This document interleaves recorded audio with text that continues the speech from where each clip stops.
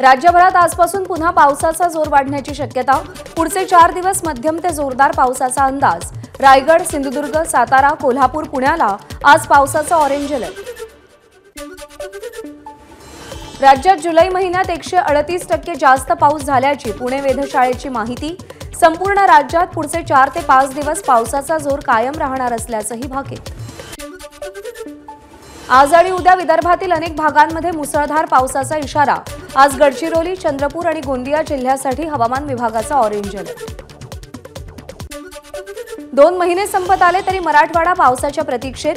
नद्या, नाले कोरडेच असल्याचे चित्र। पुढचे 22 दिवस मराठवाड्यात पावसाचा खंड राहण्याची हवामान तज्ज्ञांची शक्यता। नाशिकच्या मालेगावमधील गिरणा धरणात केवळ 15.22% जलसाठा शिल्लक। पिण्याच्या पाण्यासह शेती सिंचनाचा प्रश्नही गंभीर होण्याची शक्यता। तळ कोकणात पावसाची संततधार सुरू। सिंधुदुर्ग जिल्ह्यातील सगळ्याच नद्या दुथडी भरून वाहू लागल्या। जिल्ह्यात पुढचे 2 दिवस ऑरेंज अलर्ट जारी। सांगलीतल्या कृष्णा नदीनं पुन्हा एकदा इशारा पातळी ओलांडली। कृष्णा नदीची पाणी पातळी 41 फुटांवर। नदीकाठच्या गावांना सतर्कतेचा इशारा। गेल्या 4 दिवसांपासून बुलढाण्यामध्ये मुसळधार पाऊस। पावसामुळे पूर्णा नदीला पूर। पुराचं दृश्य कॅमेऱ्यात कैद। गोंदियामध्ये सकाळपासून पावसाची रिपरिप सुरू। एका दिवसाच्या विश्रांतीनंतर पुन्हा पावसाला सुरुवात। जिल्ह्यातील धान पिकाच्या रोवणीच्या कामाला वेग। कोल्हापूर जिल्ह्यात पुराच्या पाण्यामुळे शेतीचं मोठ्या प्रमाणात नुकसान। ऊसाच्या पिकामध्ये पाणी साचलं। नुकसानाचे पंचनामे करून तातडीनं मदत करा, शेतकऱ्यांची मागणी। कोल्हापुरातील पूरस्थितीनंतर मुंबई महापालिकेकडून मदतीचा हात घेतला। कोल्हापूर शहरात 2 चमूंमार्फत पर्जन्य जलवाहिन्यांच्या स्वच्छतेला सुरुवात। रत्नागिरीतल्या खेडमध्ये जगबुडी नदीला पूर। पुराचं पाणी खेडमधील मटण मार्केट परिसरात शिरलं। शहरासह ग्रामीण भागातलं जनजीवन विस्कळीत। मुंबईमधला तब्बल 112 वर्ष जुना ऐतिहासिक सायन उड्डाणपूल काल मध्यरात्रीपासून वाहतुकीसाठी बंद। पुढचे 3 महिने पुलाचं पाडकाम केलं जाईल। जुलै 2024 पर्यंत नवीन पुलाची बांधणी पूर्ण करण्याचं उद्दिष्ट। महाकाय होर्डिंग प्रकरणी महानगरपालिकेची मध्य रेल्वेसह कंत्राटदाराला नोटीस। 40 फुटांपर्यंतची मर्यादा असूनही मध्य रेल्वेकडून टिळकनगर स्थानकाजवळ 80 फुटांच्या होर्डिंगची उभारणी। भुसावळ विभागात मध्य रेल्वे 1 ऑगस्ट ते 11 ऑगस्ट दरम्यान मेगा ब्लॉक घेणार। 10 दिवसांच्या मेगा ब्लॉक दरम्यान नागपूर भुसावळ या मार्गावर धावणाऱ्या 11 गाड्यांच्या फेऱ्या रद्द।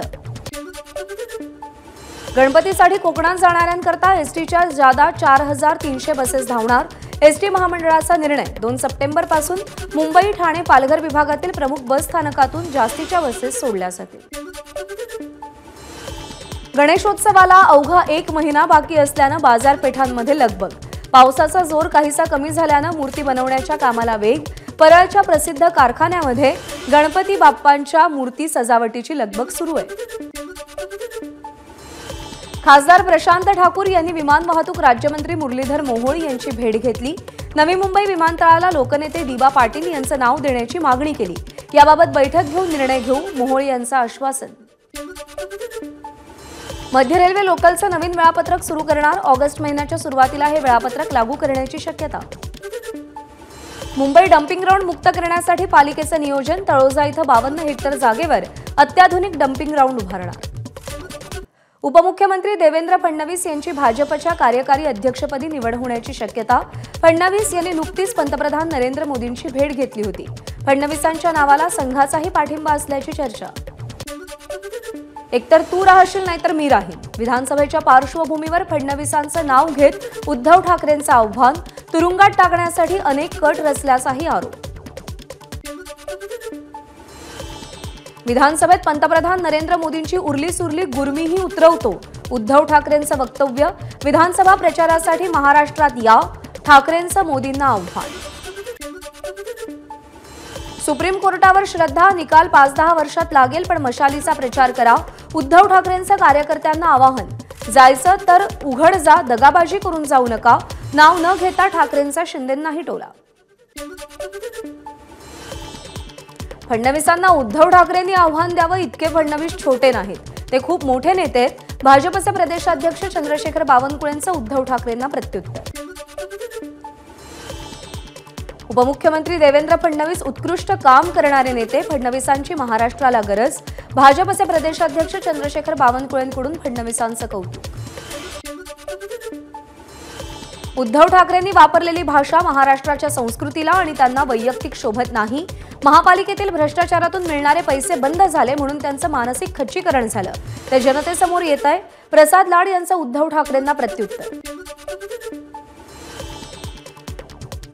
आज महाराष्ट्रातल्या जनतेला उद्धव ठाकरेंची लाज वाटते. यापूर्वी कोणत्याही नेत्यांनी एकमेकांना संपवण्याची भाषा केली नाही.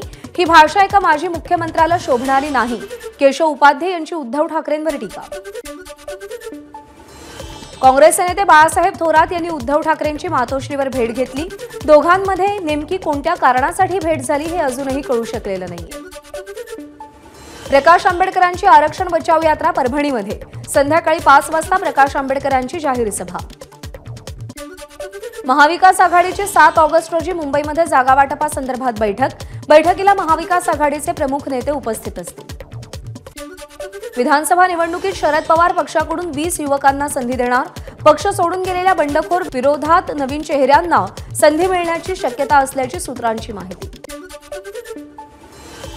मुंबईतील अंधेरी पूर्वच्या जागेवर भाजपनं दावा सांगितला. जागा भाजपच लढणार आणि जिंकणार. कार्यकर्ता मेळाव्यात अमित साटम यांचं वक्तव्य. नांदेडचे माजी खासदार प्रताप पाटील चिखलीकर यांना मोठा धक्का. चिखलीकरांचे कट्टर समर्थक भाजप जिल्हा सरचिटणीस सुहास पाटील काँग्रेसमध्ये. काँग्रेस प्रदेशाध्यक्ष नाना पटोले यांच्या उपस्थितीत काँग्रेसमध्ये प्रवेश केला. भाजप विरोधात काँग्रेस पक्ष आज राज्यव्यापी आंदोलन करणार. विरोधी पक्ष नेत्यांना जात विचारून बहुजनांचा अवमान करणाऱ्यांविरोधात काँग्रेस आक्रमक. विधानसभा निवडणुकीच्या पार्श्वभूमीवर राज्य सरकारचा जाहिरातींवर भर. 270 कोटींच्या निधीची माहिती जनतेपर्यंत पोहोचवण्यासाठी विविध माध्यमांचा वापर. SMS, सोशल मीडिया आणि डिजिटल मीडियासाठी करोडोंच्या निधीची तरतूद. छत्रपती संभाजीनगरमध्ये टोयोटा किर्लोस्करनं 20,000 कोटींची गुंतवणूक केली. या माध्यमातून सुमारे 8,000 तरुणांना रोजगार मिळणार. देवेंद्र फडणवीसांची माहिती. मनसे नेते अमित ठाकरे आज मृत मनसैनिक जय मालोकार यांच्या कुटुंबियांना भेटण्याची शक्यता. मिटकरींच्या कार तोडफोडीमध्ये जय मालोकरचाही सहभाग होता. अमोल मिटकरींच्या गाडीवर हल्ला प्रकरणी अटकेत असलेल्या 3 आरोपींना अकोला न्यायालयाकडून जामीन मंजूर. पंकज साबळे, सौरभ भगत, दीपक बोडखे यांना जामीन. उर्वरित 9 आरोपींचाही जामिनासाठी अर्ज. अमोल मिटकरींवरील हल्ल्यातील आरोपी कर्णबाळा दुनबळे याचं अमोल मिटकरींना ओपन चॅलेंज. पोलीस सुरक्षा बाजूला कर, आपण समोर येऊ, दुनबळे यांचं आव्हान.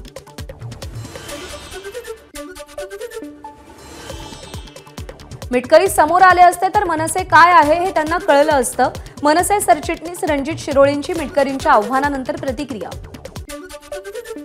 आमच्या कार्यकर्त्याच्या मृत्यूला जबाबदार असणाऱ्यांवर गुन्हा दाखल करा. यात अजित पवारांवरही गुन्हा दाखल करण्याची प्रकाश महाजन यांची मागणी. अन्यथा आंदोलनाचा इशारा. बुलढाण्यातील चिखली विधानसभेच्या आमदार श्वेता महालेंच्या बॉडीगार्डची आत्महत्या.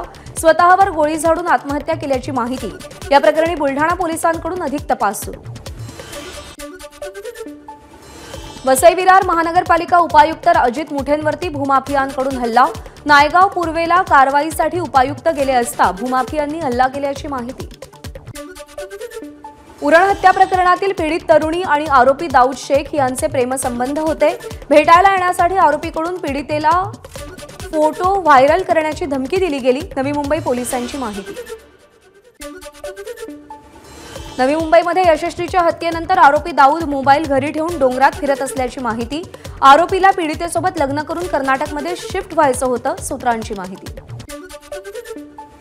भिवंडीमध्ये महिला अत्याचाराविरोधात राष्ट्रवादी महिला काँग्रेस शरदचंद्र पवार गटाचं तीव्र आंदोलन.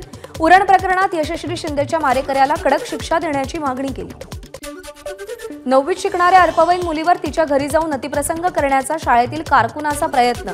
कीटकनाशक औषध पाजून बळजबरी केली, मुलीचा मृत्यू. इंदापूर तालुक्यातील घटना. कारकून रणजित जाधवला पोलिसांकडून अटक. साताऱ्यामध्ये मुलाचं फेक अकाउंट बनवून मैत्रिणीची चेष्टा. बनावट प्रियकराचा मृत्यू झाल्याचं समजताच तरुणीचीही गळफास घेऊन आत्महत्या. आरोपी मैत्रिणीला अटक. या प्रकरणी अधिक तपास सुरू. कुख्यात डॉन अरुण गवळीला पॅरोलवर सुट्टी देण्यास सर्वोच्च न्यायालयाचा नकार। त्यामुळे अरुण गवळीला तुरुंगातच राहावं लागेल।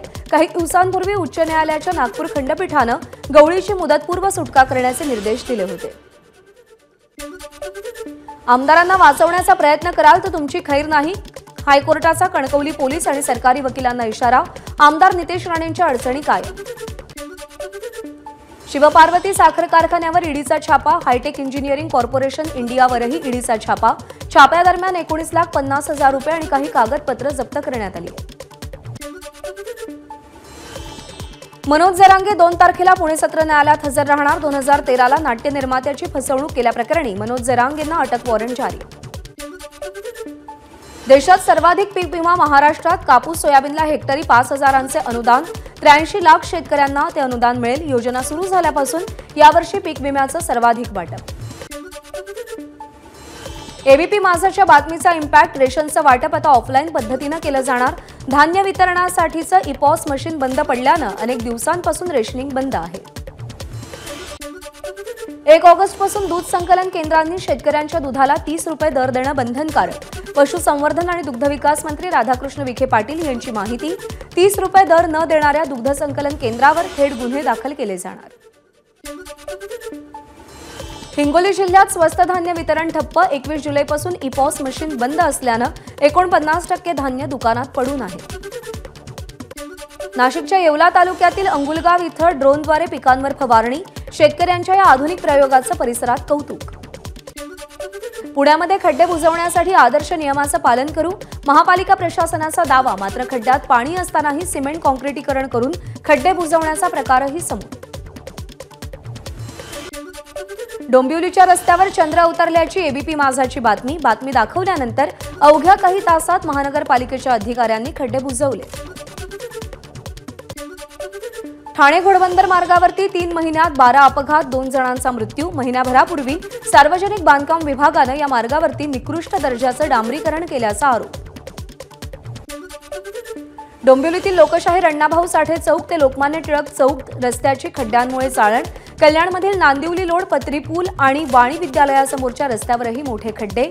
खड्ड्यांमुळे वाहन चालक त्रस्त। नाशिकच्या मनमाडमध्ये मोकाट जनावरांमुळे नागरिक त्रस्त। जनावरं रस्त्यावर बसत असल्यानं वाहतूक कोंडी आणि अपघाताचं प्रमाण वाढलं। मात्र प्रशासनाचं याकडे सपशेल दुर्लक्ष।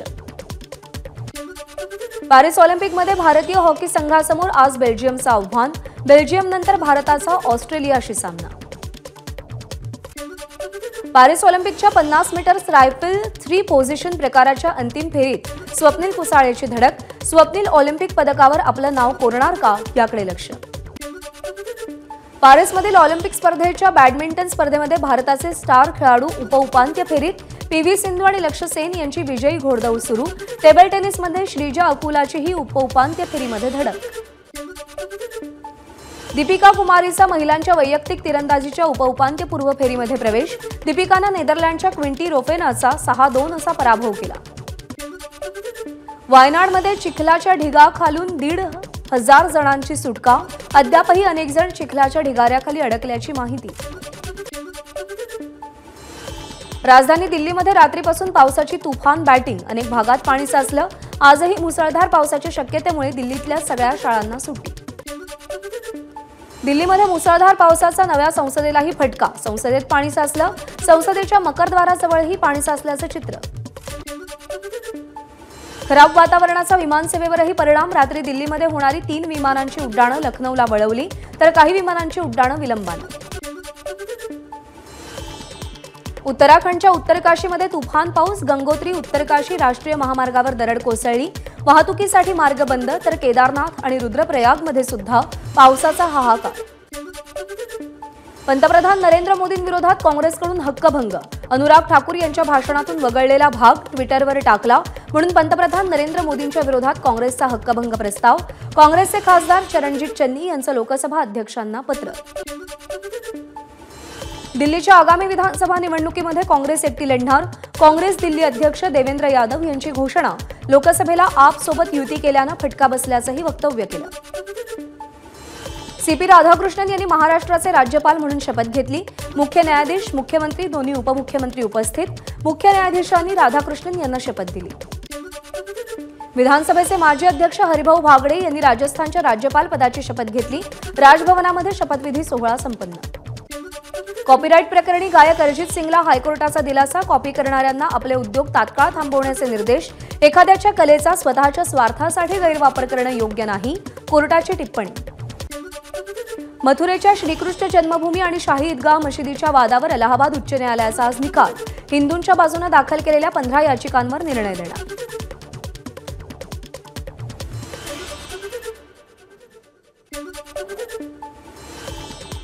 भारताचे माजी आंतरराष्ट्रीय क्रिकेटर अंशुमन गायकवाड यांचं रक्ताच्या कर्करोगानं निधन। 71व्या वर्षी घेतला अखेरचा श्वास। एबीपी माझा, उघडा डोळे बघा नीट।